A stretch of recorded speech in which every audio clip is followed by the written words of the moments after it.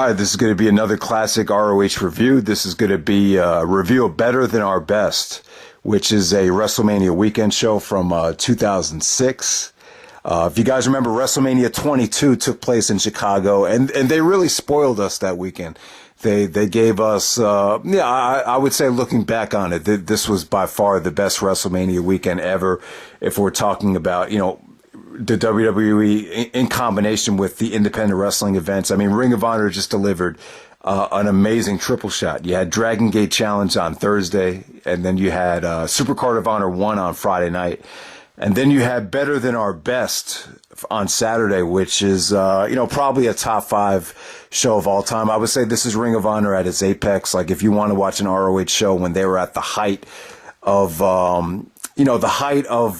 quality, I would say that this is definitely the show to check out. As far as talent goes, there's definitely a independent wrestling legend almost on every single match in this show. And, this show was spectacular. So let's get right down to it.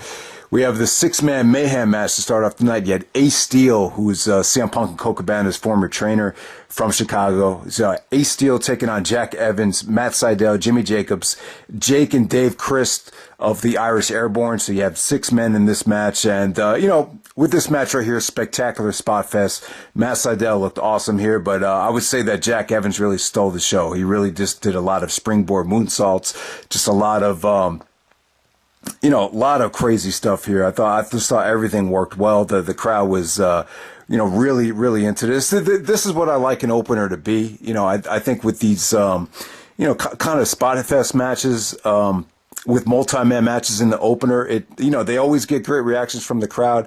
But at the same time, you're still saving like a lot of the one-on-one stuff for later on in the show. I think sometimes when you start off a show with the singles match, or a match like AJ Styles and Shane McMahon, it's I don't know. I just think it sucks the life out of the crowd. You really want that opener to be a little bit more spot happy, just a little bit more, free falling. I think it's really tough sometimes when you start the opener of a super show with more of a technically driven one-on-one match where there's going to be that feeling out process. I really like openers to be more of tag matches or spot fests like this. So next up you have Ricky Reyes taking on Delirious. Before this match, Jim Cornette actually came out and, said that Delirious needs to start winning matches. He said he's shocked by Delirious's popularity, but, the problem is Delirious isn't winning anything. So this was... I'm not going to say this was the worst match of the night. I think anytime you say, "Oh, this is the worst match of the night," but it was still good. When you throw around the word "worst match of the night," it's a little bit too negative. So I would just say that this was the least spectacular match of the night, and it was still good for what it was. This is really a match that Delirious needed to get his career back on track, and. Ricky Reyes, if you guys don't remember him, he was part of the Rottweilers, which is a stable with Homicide, Julius Smokes, and Ricky Reyes. And Rocky Romero, kind of a part-timer around that time as well. So there we go with that. Like I said, probably the least spectacular match of the night. The show really kicks off into amazing gear with the next match. You have Jimmy Rave, Alex Shelley, and Masato Yoshino. Jimmy Rave and Alex Shelley were representing the embassy. They came down with Prince Nada. And they came out to the Little Kim instrumental Drugs, which fits the embassy so well because it really captures that, kind of drug clientele theme from like Jamaica or whatever. It really just works, that theme song. If you guys... you only know what I'm talking about if you've seen the match, but that theme music really fit the embassy very, very well. So they take on Dragon Kid, Genki Horiguchi, and Ryo Saito of, I believe it's Do Fixer from Dragon Gate. That's the name of that stable. So they kind of throw Yoshino into the embassy for like a one night only type of thing. First time I saw this match, I was blown away. I was just blown away by the athleticism here. Seeing Dragon Kid, do the springboard hurricanranas, and you're seeing Yoshino's speed. Just everything about this match just flowed really well. Rave and Shelley worked, fit in really nicely in this. This was a good match for Rave. He really needed some heat. Jimmy Rave was very hated. Every time he came out at this time, the fans started throwing toilet paper at him. And Alex Shelley turned heel back during the Summer of Punk. He was still in that phase of, remember when he turned heel? He said, "I didn't sell out, I bought in." So at this time, Shelley was still part of the embassy. I thought everything worked really well here, man. Just incredible athleticism, and it was a big win for Jimmy Rave. Jimmy Rave hit the pedigree on Genki Horiguchi, and that kind of pissed off the crowd, but it was just good heat for Jimmy Rave. It's funny looking back on it. This was just a small taste of the greatness that took place the day earlier at Supercard of Honor with the 6-man Dragon Gate match. But this was still for an undercard kind of throwaway match. This was just awesome stuff. Next up, you have a 4-corner survival. You have AJ Styles, Samoa Joe, Christopher Daniels, and Jimmy Yang. Looking at this match, Jimmy Yang kind of sticks out like a sore thumb. It's kind of like, why would you put him in this match? But it was good exposure for him. I think Gabe was trying to get his career going. And it's funny, looking back, this is one of the reasons why I bought Better Than Our Best. Better Than Our Best was like one of the first shows I bought. But my main selling point was, oh man, you get to see Styles, Joe, and Daniels in the ring at the same time. But looking back on it, this is like the out of the main, 4-star matches from the show, this is like the one I forgot about. And I was like, there's got to be something else on here that I'm forgetting. And this was it. And, this was great stuff. It was a great showcase for Jimmy Yang to be in there with that much talent. At the time, Styles, Joe, and Daniels had tremendous momentum because their match from Unbreakable was actually runner-up in the PWI match of the year voting, which was huge because the only match that people voted for more than them was Angle and Michaels from WrestleMania. So that was great exposure for them.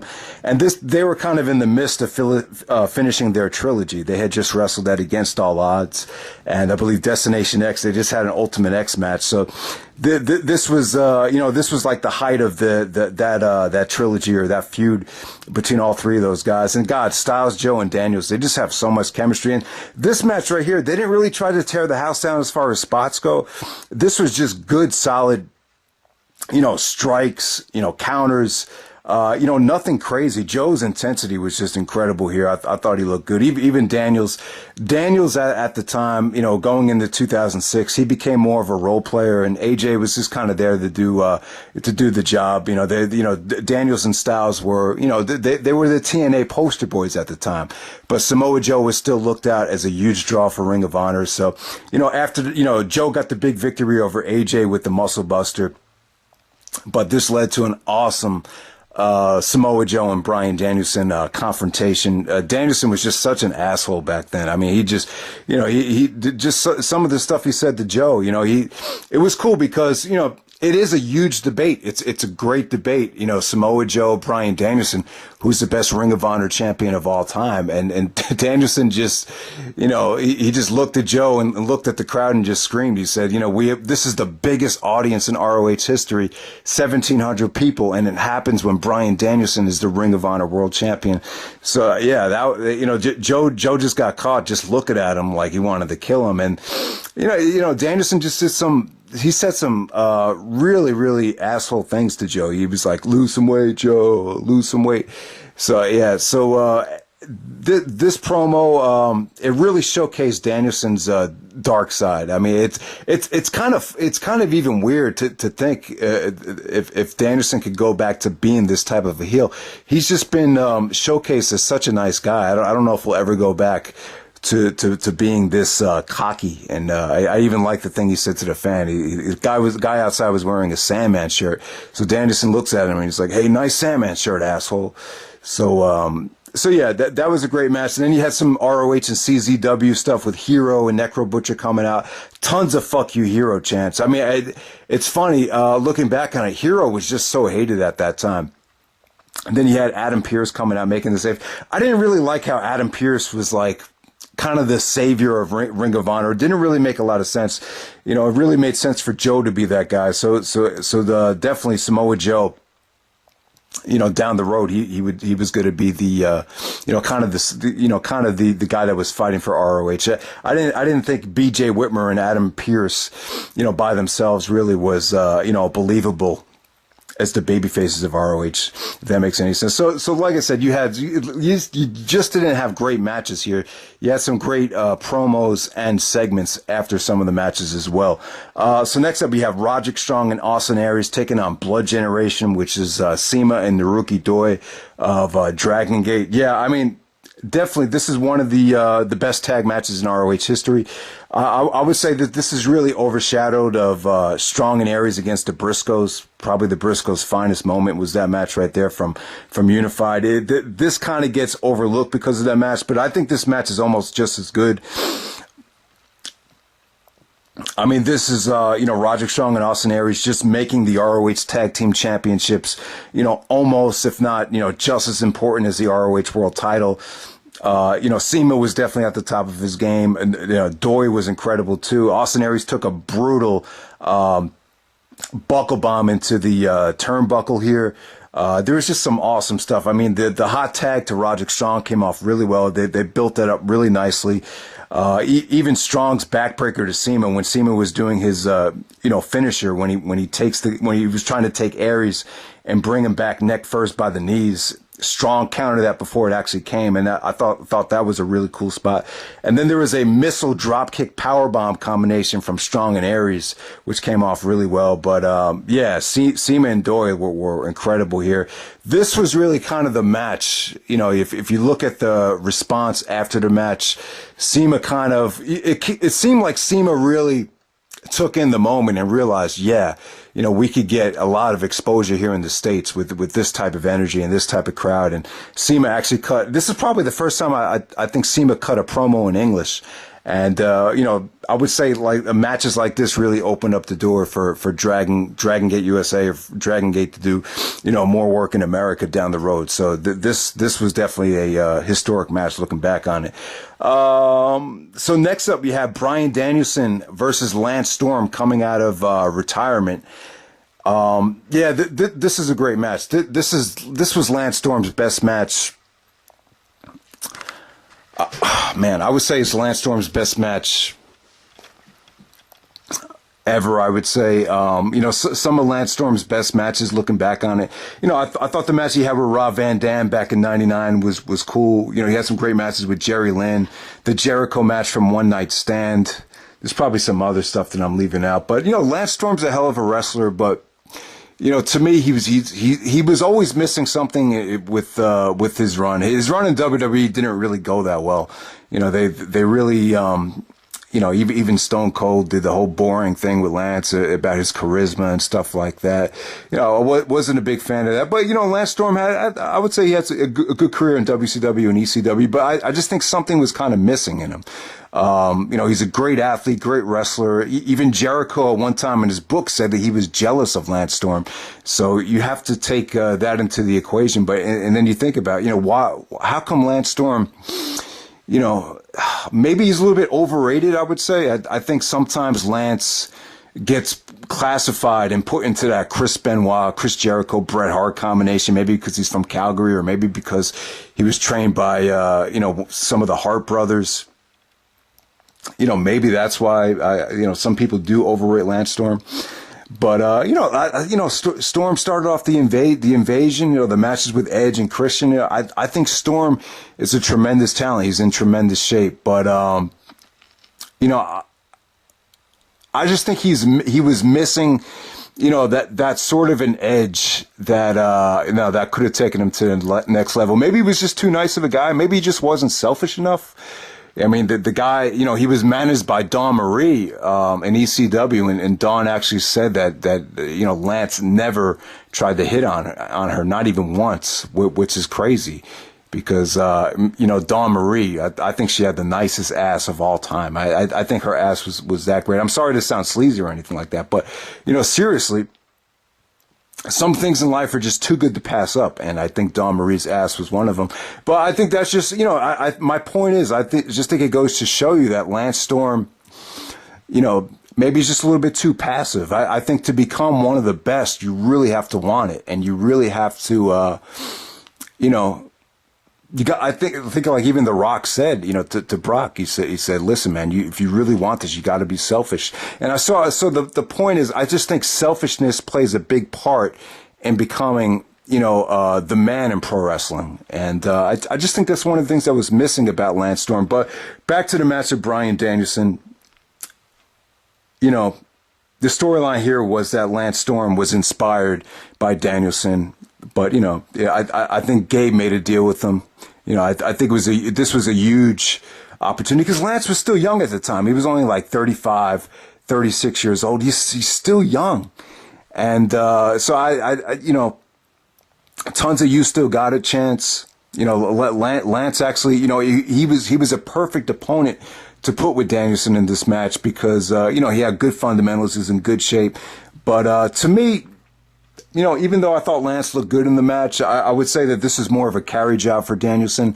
I thought it was a huge match for the ROH World Title and for Danielson to go over someone that was as, you know, had that much exposure as Lance Storm, because Lance Storm had, you know, he had been a major player in all three of the major companies, WCW, ECW, WWE. So it was, I would say that this was one of the most important Bryan Danielson title defenses, without a doubt. And, yeah, I mean, just great stuff here. I thought Danielson made Storm look good.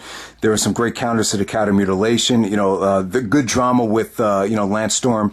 You know, at one point he was applying the half crab. Danielson fought out of that. And, you know, I just thought Danielson took, you know, Storm and everyone on a ride right here. I would say Danielson really dictated the tempo. A lot of trash talking with Danielson in the crowd. You know, this is the Danielson that I missed. I wish he could just shave the head and go back to being this type of prick.